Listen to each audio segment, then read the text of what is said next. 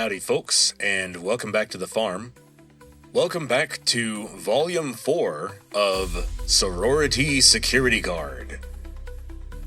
We're going to talk about my promotion and the unfortunate effect that would have on the rest of the world.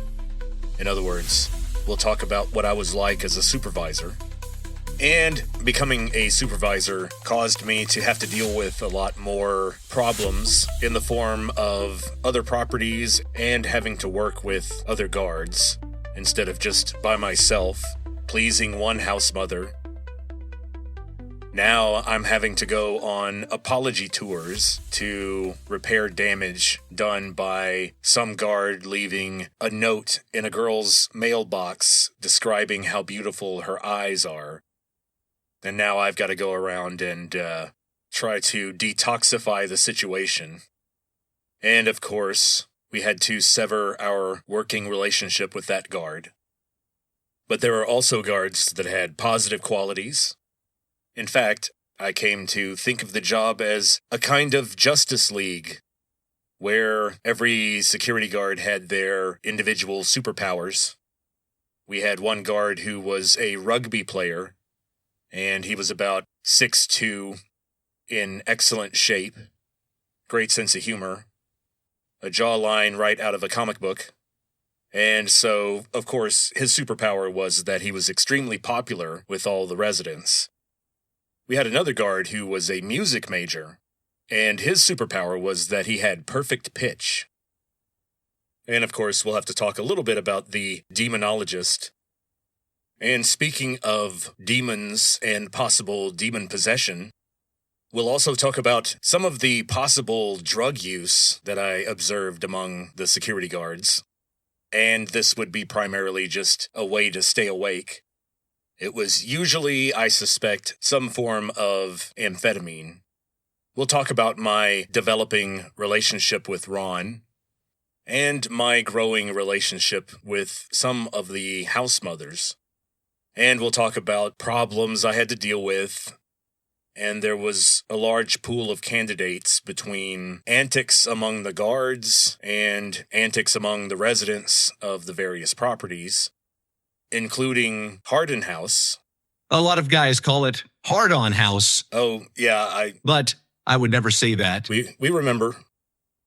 I think we recall from Volume 3.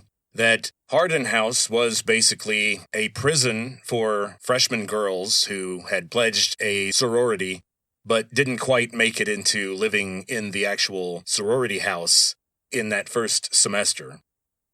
I don't really understand how that process works. I didn't even know that was a thing until then.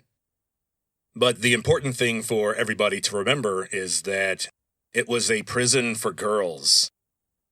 And Vincent was the warden.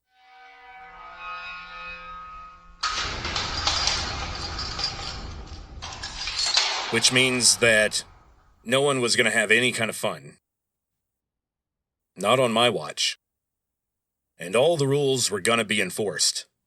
So, in the last episode, I asked everyone to think of me as kind of a young Bruce Wayne.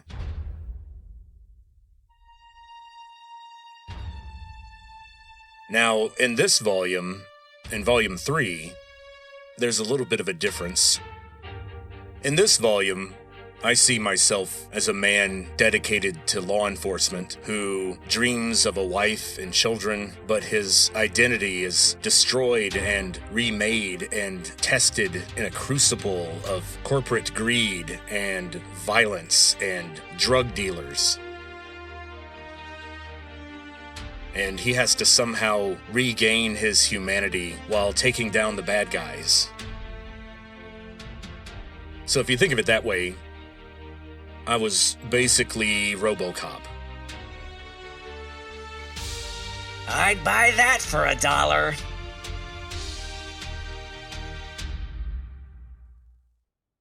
So if you recall from RoboCop, and who doesn't have that movie memorized, am I right? He would confront the burly brute who was trying to rob the liquor store. while holding the two elderly mom-and-pop owners at the point of a submachine gun. And RoboCop whips open the door and then whips out his little black gun. And he says, "Drop the gun. You are under arrest." And then, of course, the guy tries to fight RoboCop and doesn't succeed. And he ends up a crumpled mess on the floor. And before leaving the establishment, RoboCop turns to the mom and pop owners and says, "Thank you for your cooperation. Good night." Then later, RoboCop rolls up in his cruiser on two young scumbags trying to assault a young woman at knife point. RoboCop steps out of his cruiser and starts walking toward them. And he says, "Let the woman go. You are under arrest." And of course, then he ends up shooting one of the young scumbags in the penis. And he tells the other one, "Your move, creep." And he offers some emotional support to the woman who was almost attacked. And he tells her, "Madam, you have suffered an emotional shock. I will notify a rape crisis center." Now, with me, it was pretty much the same. That's how I rolled. For example, at Hardin House, one time I was walking around the corner on patrol, and I would see a Hardin House resident trying to help two young scumbags climb up and over a fence in the back alley to gain access to the building. One guy is on the other guy's shoulders, and through the fence, I can see residents watching and encouraging them. These guys were being sort of invited in. They would still have a lot of trouble not getting caught. They probably weren't going to make it to anyone's bedroom, so it was kind of a dumb and hopeless stunt to begin with. But I suppose the heart wants what it wants. Or whatever body parts we're talking about here. So here I come, and I whip out my big black flashlight, and I shine it on them, and I say, "Hey, asshole." And I did say that. I said it that way on purpose. I was kind of hoping that the surprise of my voice would cause the guy who was almost over the fence to fall down. That would have been funny. I'd buy that for $1. Don't judge me. I didn't have a whole lot of quality entertainment in my life at the time. You've got to get your amusement somehow. But, of course, the guys just bolted, and the residents knew that I knew that they were trying to help them in, but I just kept walking. They knew what was up. They knew what they were up against. And if you don't know what they were up against, I'll tell you. They were facing down Vincent, the ultimate cockblocker. And on that note, let's move on to the long-anticipated song, the rap song. How's that gonna work out? Did I actually do it this week? Well, we'll find out right now.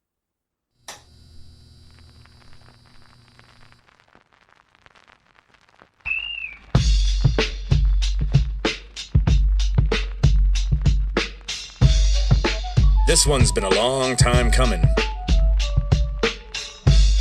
Your boy's been on his back, sick as a dog.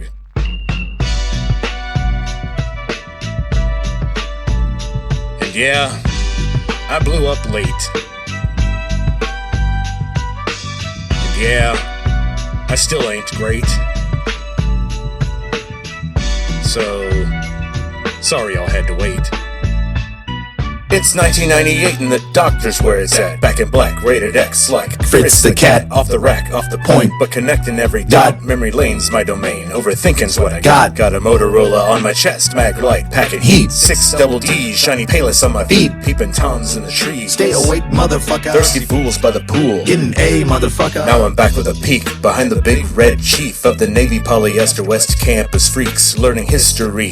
A conspiracy. The only credit I had was on these Austin streets. Some say I'm not a gangster, but I did get shot. Now my old roomie's mad cause the evil doc's still been in the block. Now you just watch when the sequel drops. And spoiler alert, I foil the plot.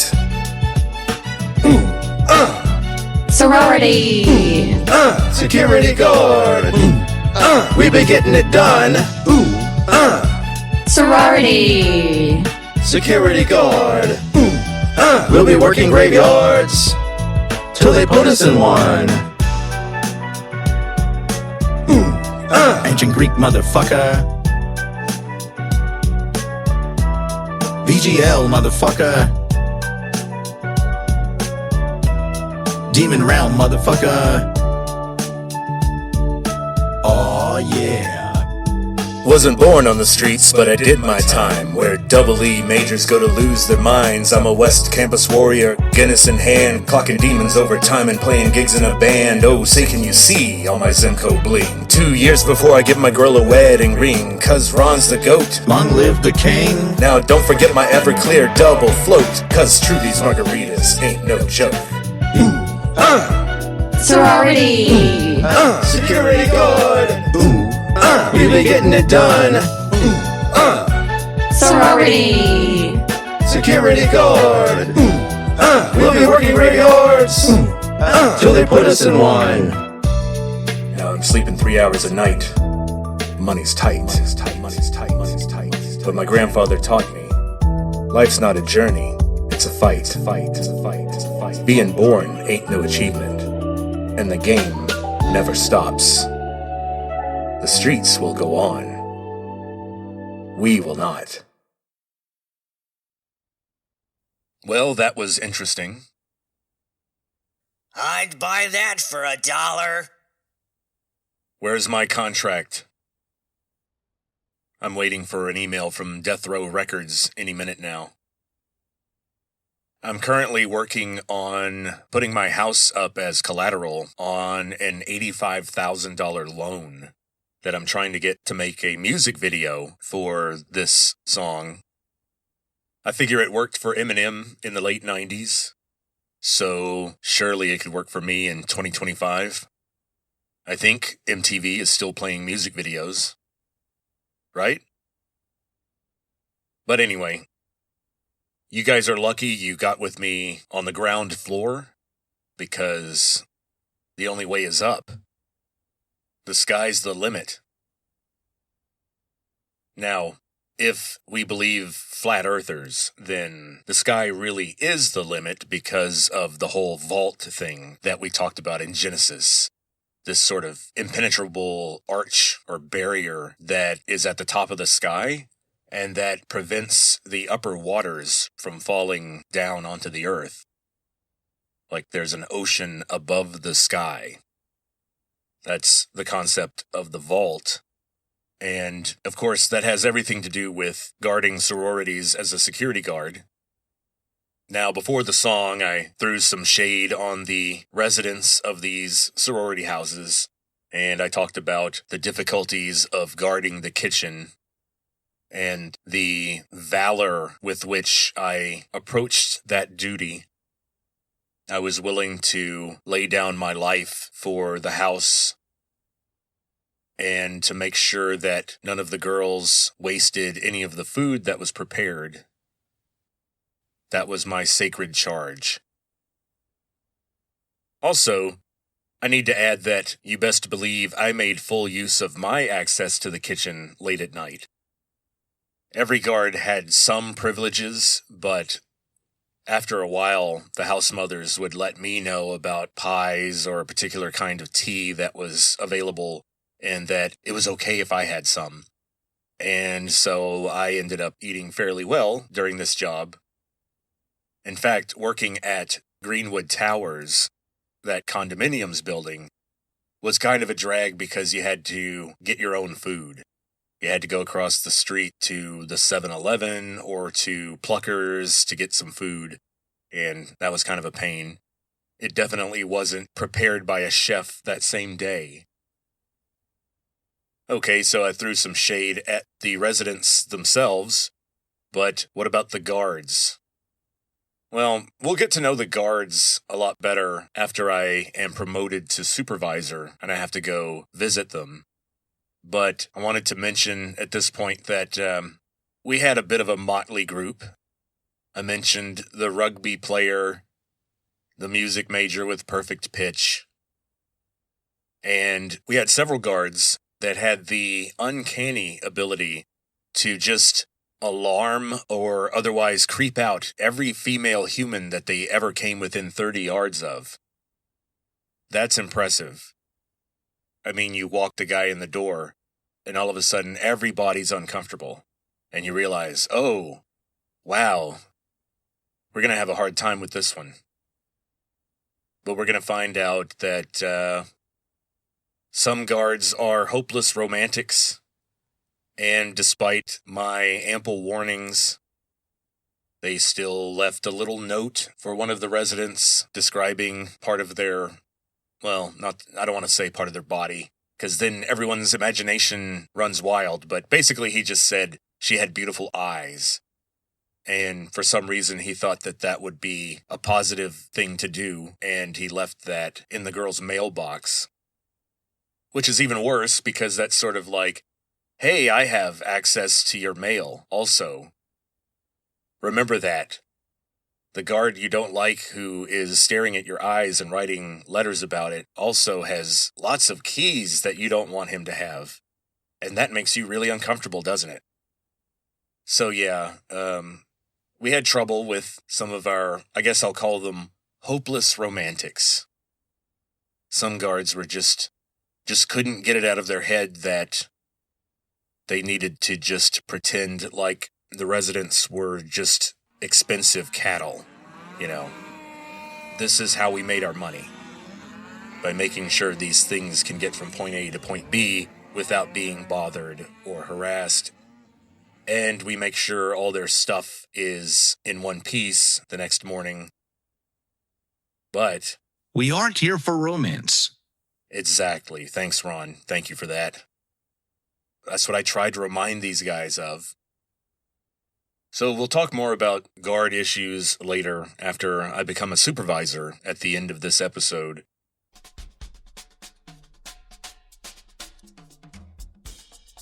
So, other than keeping people out of the kitchen after hours, what kind of problems did guards have to deal with when guarding sorority houses in the late 1990s? Well, of course, I thought I would have to be keeping a lot of burglars or creepy voyeurs out of the building, but turned out to not be much of a problem. You had more trouble with people sort of hanging out in the parking lot and then eventually getting into an argument and yelling, rather than some stranger coming in trying to smash windows and steal packages or steal cars out of the parking lot. And that's good because we didn't have any cameras back then. Everybody has to bear in mind, this is 1997 and moving into 1998 when I get promoted.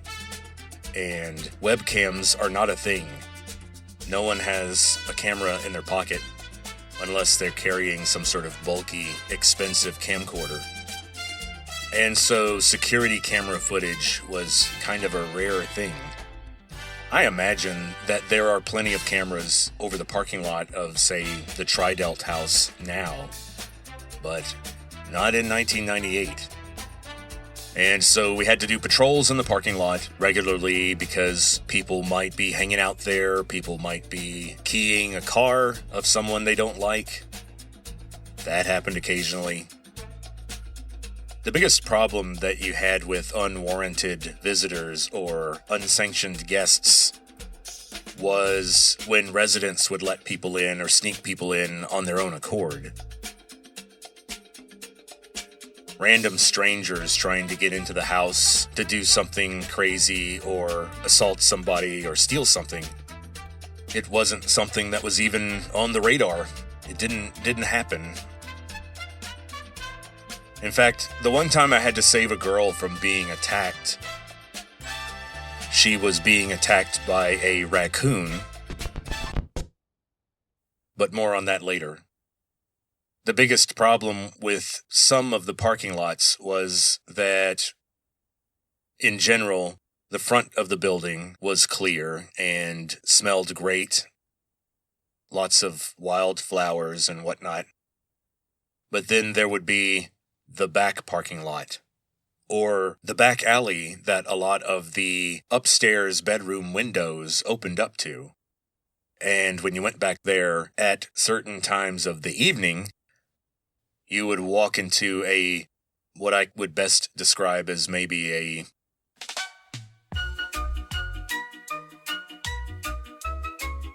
dank, sticky cloud of cannabis smoke.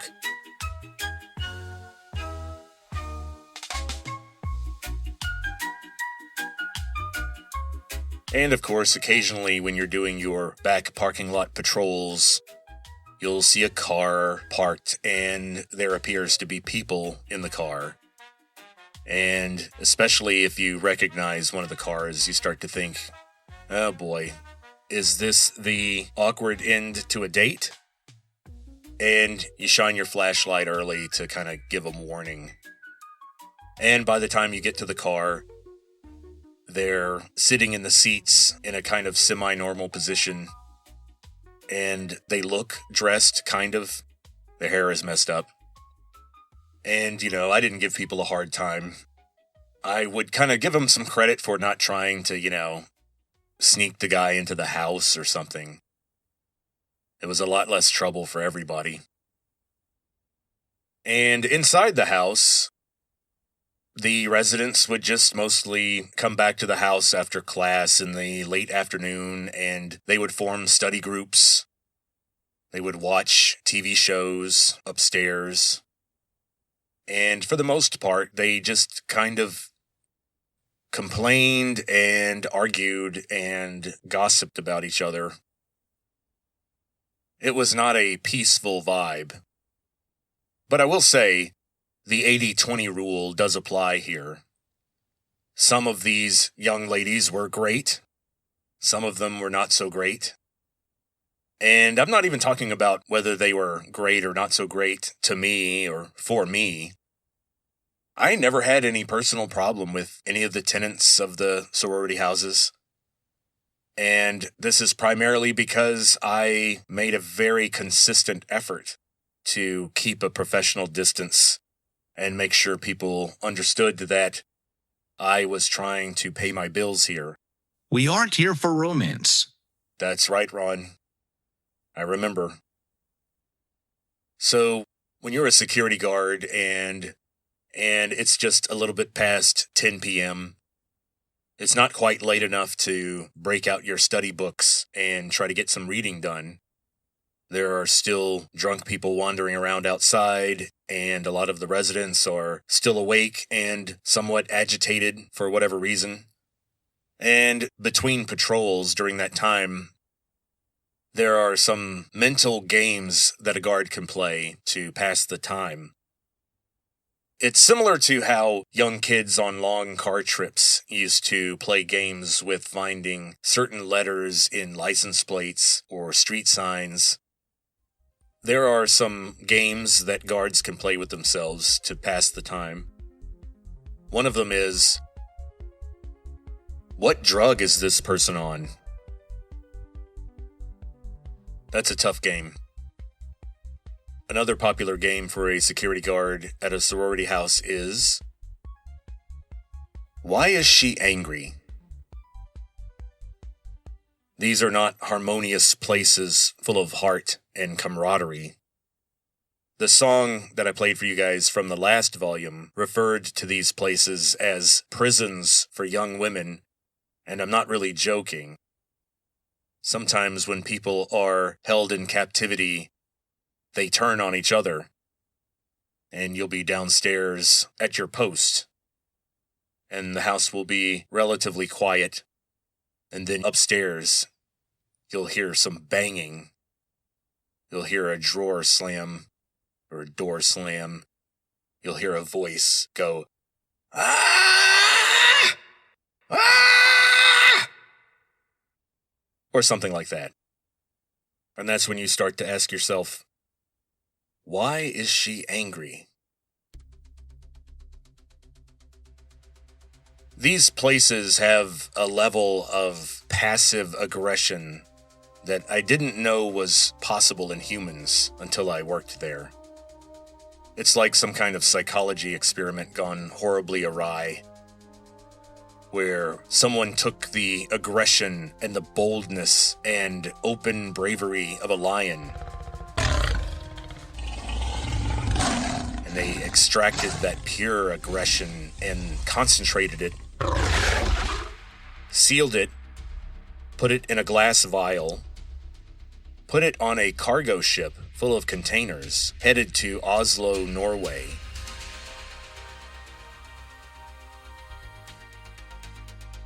Then once you get there, go to the airport, you go to the free port, and there you find a secret facility where a machine from the future was buried so that you can invert this glass vial. Now, once you invert the epic bravery of a lion, Tenet style, what do you have? You have the world's most potent form of passive aggression. It's inverted aggression. It's powerful stuff. It's very difficult to detect. But it's all over the place in these sorority houses. But let me stress again, 80% of the young ladies at these sororities were polite and no problem at all. But in every group, there's that 20% that causes the problems. And the same proportion seemed to be true for the guards also. And that's an average. In some sororities, I would say maybe 95% of the residents were good people. And then in other sororities, the balance was a little off. Some sororities have a reputation, well-deserved reputations, but only some. We did guard the Triedelt house, and we'll talk more about them later. And so that was my life, day in and day out. I would go to class, then I would try to get a nap or a snack or something before 8, 9 o'clock when I had to be at my post. And I would guard that particular sorority house until 5, 6, or 7 a.m. And then I would walk back to my dorm and try to get some sleep before my class. Obviously, I try to work these where I would be getting off maybe 6 a.m., and then I had a class at 11 a.m., something like that. It definitely made everything a lot harder, and my lifestyle became just a matter of study and then stress management activity, trying to get more sleep. But one thing I will say is that I did end up moving in with my girlfriend. We shared an apartment on Riverside, central location. It was a definite downgrade from the large, brand new apartment that she had with all those other roommates. But of course, now she's splitting the rent just 2 ways, and one of them is a security guard. So, we weren't living it up. No gold-plated toilet in this apartment. My wife also started working at a daycare center, starting her career early in primary education, which is what she chose to do with her life. and my girlfriend clued us into a good deal for house sitting over one summer, the summer of 1998, the year before I went to Italy. And we house sat for a couple. One of them was a marine biologist, and our job was to make sure that their yard didn't die and that their pool wasn't a mess when they came back. I don't know how good of a job I did, but that was an interesting summer. More on that in the next episode. And in the next episode, we'll talk about my promotion, my continuing relationship with Ron, and then we'll start talking about some of the conflicts that started to form between me and the guards. And some of those guards worked at a church on Guadalupe, where I had actually applied before. You guys may have heard about that. I don't know. So, we'll hit on that next time. So how did this promotion work? Ron was a ruthless and unforgiving meritocrat, meaning whoever did the job better got more money and more authority. Or as I like to say it, authority. The interesting thing about becoming a supervisor was that there was only one other dude that was doing that job, and he was getting worn out. And Ron needed guys to do this level of work, but it was hard to find people that he could trust because there was a lot of independent decisions and activities involved in that job. I had almost no supervision at all. Once you became a supervisor, you didn't really log in. You were floating around all around West Campus, dropping in on other guards, or starting a shift with a new guard, hanging out with them and training them. Or I would have appointments to go talk to house mothers about different issues. I would have to be at this house at 10 p.m., then at this house at 11 p.m., and then another midnight rendezvous with a house mother. Those are always exciting. They often involved herbal tea. Now, how did this actually all come about? Well, Ron was just very complimentary toward my work, and then one day he invited me over to his apartment, and we had a beer, and he talked about promotions and how he'd like to pay me. So it turns out that being a vain, self-absorbed, aggressive, controlling, insomniac know-it-all makes you a pretty good security guard. So I moved up in the world. And I got to participate in the business meetings at Trudy's. And a lot of the drinking at the end of those meetings were strictly for the purposes of tax write-offs. At least, that's what I suspected. Ron never said that.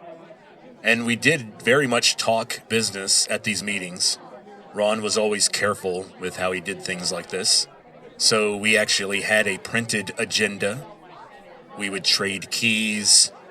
And once we were done bad-mouthing people and getting our business done, then it was time to get our drink on. And as I mentioned earlier, Ron was a law student. His goal was to become a tax lawyer and help people avoid paying taxes, especially federal taxes. And because of Ron's knowledge and his passions, he often preferred to pay me in unusual ways. So, of course, I had my hourly wage and an extra fee that he paid me for wearing the pager in case a property owner had a problem at 3 a.m.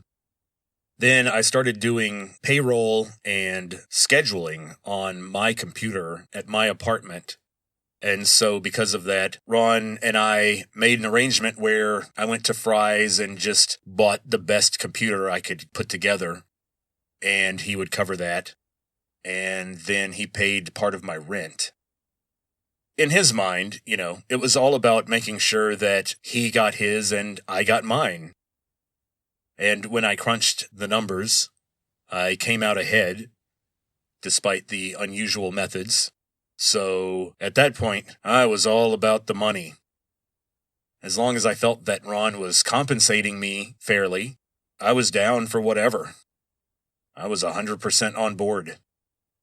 And Ron was a good mentor also. He often would say things like how I could own the company someday.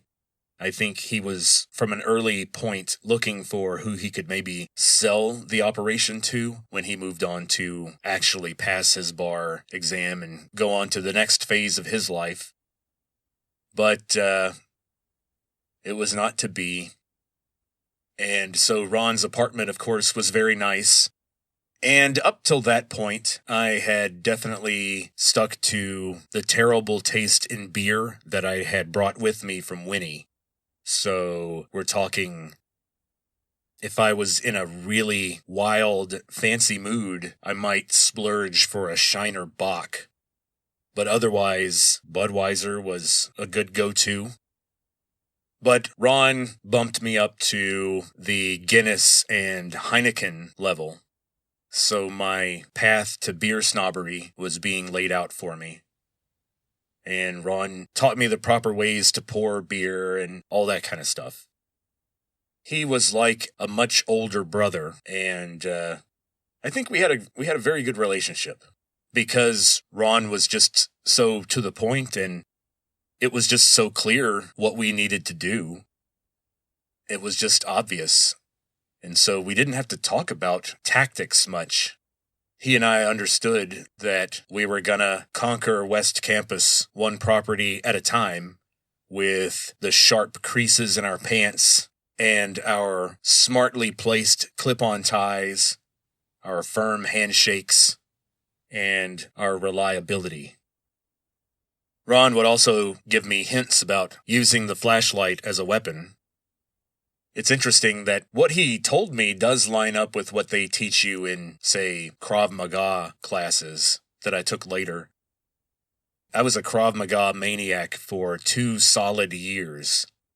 That was in my mid-30s, and that was still the best shape I've ever been in my entire life.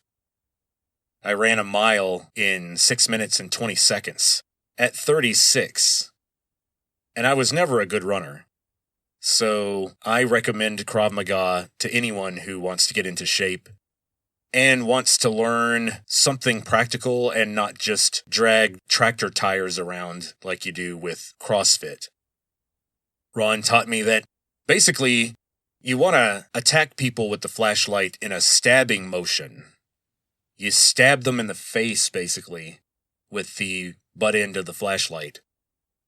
It's a lot harder to dodge, and it doesn't take a lot of force to distract someone, get them off their game, or stun them when you poke them in the face with a big piece of black aluminum with those 6 double Ds. So Ron was basically like my Obi-Wan Kenobi.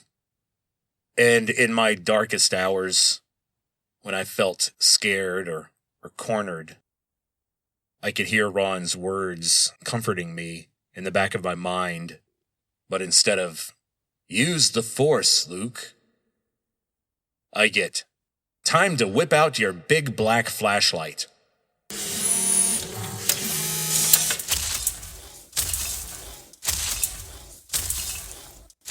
So, what did we learn today? Aside from the fact that I still have a lot of learning to do when it comes to music production, we learned that your everyday security guard has a rich inner life, and just know that every second they are watching and judging you. Well, at least in the next episode, I'll be forced to judge the guards more harshly, and we'll see how that works out. We'll talk about me wearing that darn pager, and how it interfered with my personal life. My then girlfriend, now wife, really hated that pager. And I wasn't even wearing it for a cool reason. I wasn't even selling drugs or off doing gangsta stuff like I was Ice Cube or something. I was having to go investigate some alarm that went off somewhere. So, until the next volume, stay out of trouble. You don't want me walking up behind you, shining a light in your eye, and saying, "Hey, asshole." That was going to be my action movie hero tagline. In my dreams, I saw that phrase on t-shirts, and I dreamed of eating at expensive restaurants with my children, and people would recognize me because I was so famous, and people would yell, "Hey, asshole," from across the room, and everybody would laugh. So yeah, I had plans. And we'll talk more about those plans next time. But until then, talk to you later.